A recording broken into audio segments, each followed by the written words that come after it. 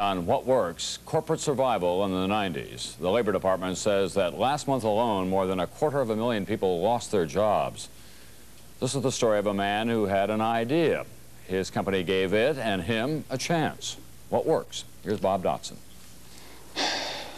Jack Copley saw cutbacks coming.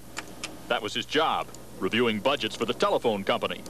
There were 5,300 empty desks at Bell Atlantic even before the recession. He figured his work, too, might disappear. One thing that we learned is not to be a victim. He didn't act like one. Copley set out on his own time to find the company a new source of income, enough to maintain his pay. I did a lot of things that were just basic research and then looked over my back a lot while I was doing it to make sure that nobody else was following in those footsteps. Few would. His wife, Linda, realized for all the hours Jack worked, he didn't even make minimum wage. My daughter makes more babysitting than he makes per hour. We figured that. He bombarded Bell with ideas. One stuck.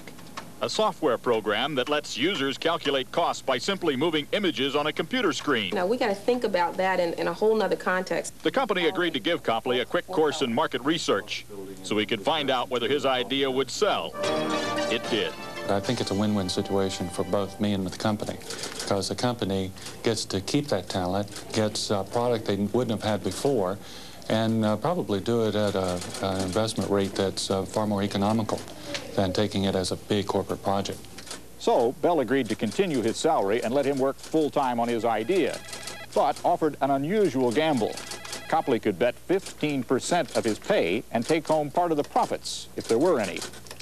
He took the chance. I didn't have to live off of credit cards and a home mortgage in order to start up the business. Middle managers who did not control the project could have killed it. Jack's boss, Pat Koch, avoided that by assigning folks to help him cut through the bureaucracy. They really almost, to a fault, don't take no for an answer. I sure can. What size demo disc would you like? Such spirit has spawned 20 new jobs. Copley's own little company inside Atlantic Bell. As long as there is opportunity for people, they're going to try to make the most of it.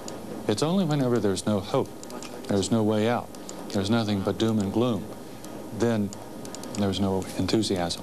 That's not the case here. Hi, Laird, can you hear me? Michael, you sound really good on the phone. 30 other employees are now getting paid to test and market their own ideas, even in this recession. They can see Jack Copley still sitting at his desk, about to start his third decade with the company. A lot of jobs around him have disappeared. His has not. If I had just one little niche of an opportunity to make it on my own within the company, I would, and I did. Bob DOTSON, NBC News, Silver Spring, Maryland. Now on Vital Signs, the senior workout. More proof that exercise can prolong life.